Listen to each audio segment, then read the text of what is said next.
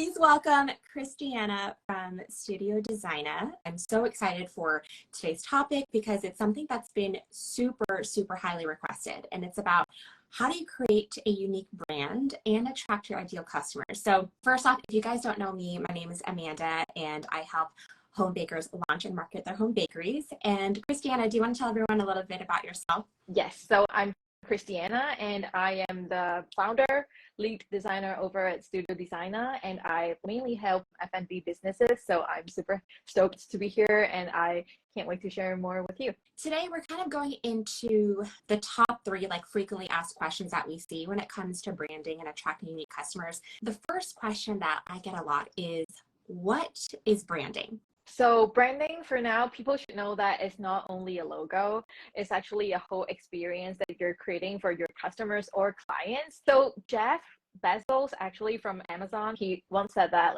branding is what people say about your brand when you're not in the room. Branding is this whole experience that you bring to people. It might be official, it might be your language that you're using. So everything accumulates and create this experience that you're presenting to your clients and customers, and that is your branding. Sometimes it's also just people walking into your brick and mortar, for example, and then seeing the interior. That also creates an emotion, and that is part of the branding as well. What do you focus on when you're starting out? Especially if you do not have a budget for professional branding, like if you do not want to hire a designer right away. First of all, I will recommend everyone to choose their color palettes. And you actually cannot underestimate how colors are doing in people's minds. So there was this once incident where I was sitting in my car. I wanted to go to a bank. I only remembered the intersection that bank was on, but then I couldn't find it on Google Map. I only saw the other bank. It was because I have 2 bank accounts with 2 different banks, but they both use blue. And that is how I remembered my bank, as I remembered it as blue, but not the name specifically. So that actually impacts a lot. And why are a lot of banks are blue are because for financial institutions, they like to create this sense of professionalism, and also you want to build trust with them. And blue actually will create this kind of emotion in our minds. When you first start out, you can actually search color theory on Google, and then you will see a lot of color theories. For example, orange and yellow, they stimulate our emotions as well, and then that will make things more exciting, and then you can see that which color should go with your branding. Branding is not just the visual elements, but it's a whole experience that you provide. Which brings me to my next frequently asked question.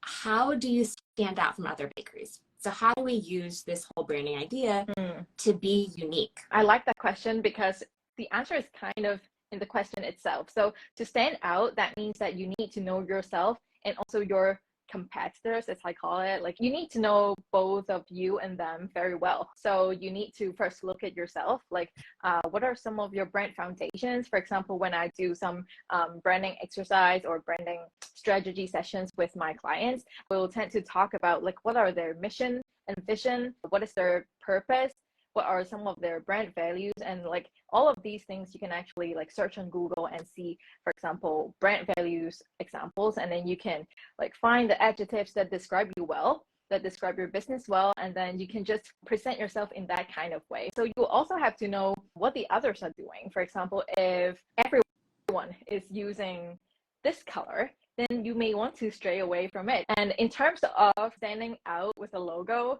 one thing that I see everybody does is that all they can think of is, oh, I need a loaf of bread or a croissant for my logo. It's really important to not think so literally. So when you think of what represents your value, you can actually go with it. So I have one example where I worked with a client. She's very proud of her generational transcended hand skills. So what we did there is that we used a sparkle to represent that transcended hand skill. And also her family was from the South Asia. So we actually also implemented the character Urdu in her branding, in her logo. So yeah, you have to know yourself well enough, know what you're proud of, put your values on the table, and let people to know that, oh, I'm not only making cake, I actually want to show people how I put South Asian flavors in my cake. One thing that I do with a lot of my clients too is I ask them who is your ideal client? And a lot of them are like, well, anyone who can afford cakes or pastries. But it goes so much deeper than that, because if you think about your marketing, if you're trying to attract everyone, you don't really stand out. Yeah. Right. Some kind of the mistakes that I did at first for my own business. Like I did not like choose a niche. I was just talking to everybody. But like when you're talking to everybody, like actually no one listens to you. But when you're specifically talking to one person, you know what language to use. For example, I know if I am to use the word client or customer, like they can be very similar, but like different group of people actually uses them differently, right? I made the mistake myself, and now I know that it's very important to like identify your target audience. For example, if your target audience, they are like female, they're 20 to 25 years old, they will be so different from when you're targeting people from 40 to 45 years old, because they're in different life stages. So yeah, it's very important to know who you're talking to. So going back to knowing exactly who you're talking to and being very specific with that, if you follow me for a while, you'll know that I am very big on having a signature menu. Like, don't just sell anything and everything. It can be a chocolate chip cookie. It can be something that is a very classic staple. But think about, okay, well, how am I different? Am I using, 5 different types of nuts in my cookie dough? Is this a special kind of chocolate that's imported from somewhere else, right? So going back to what branding is, it's about a whole experience.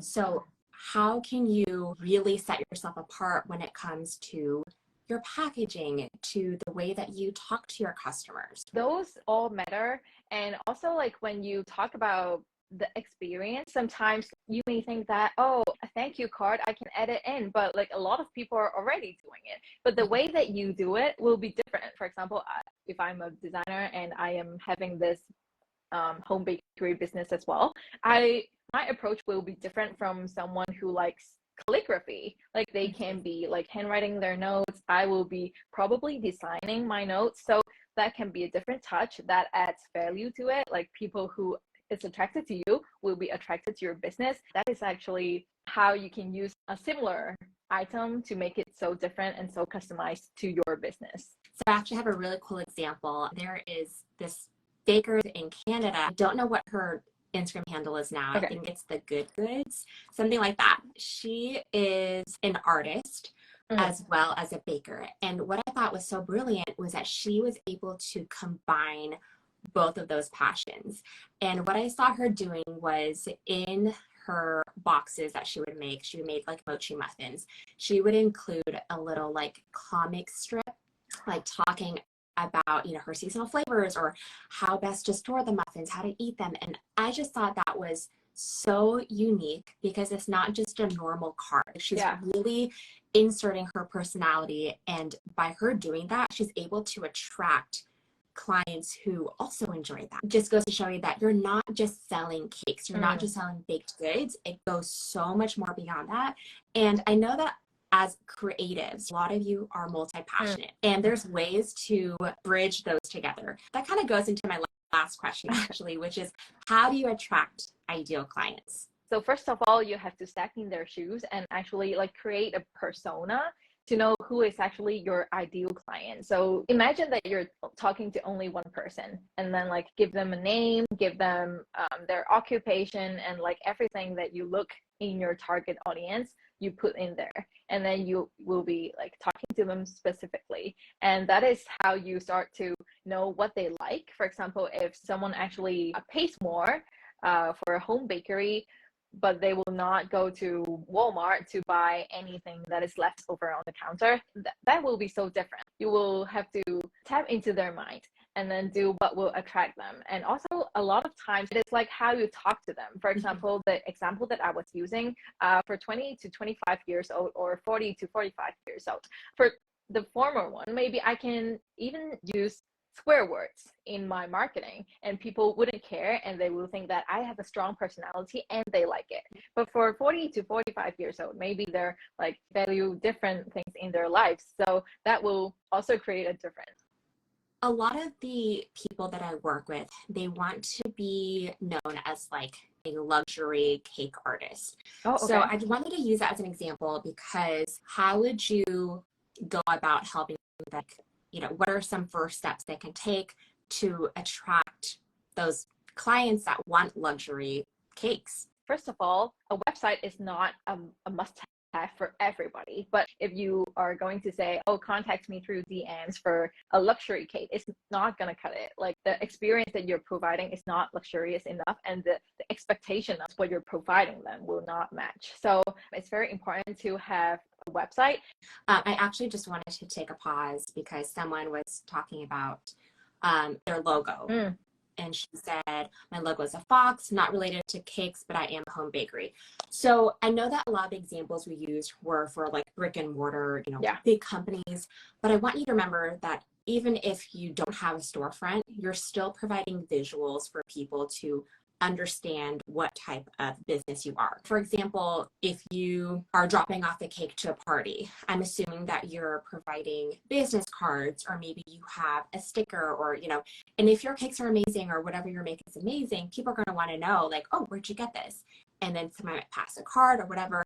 And remember that that card is going to be the very first impression that someone gets of you. Same with your Instagram. If someone is just scrolling through and they happen to stumble upon your Instagram, it takes literal seconds for them to decide if they want to follow you and if they want to purchase from you. So just keep that in mind as well. That whole experience is so important to them. Like, for example, when you say like the business card is the first thing that they know about your business, and then when they see a QR code and then they can maybe scan it and then go to your website to know how to order, smoothness of that process is actually very important. That is also part of the brand experience.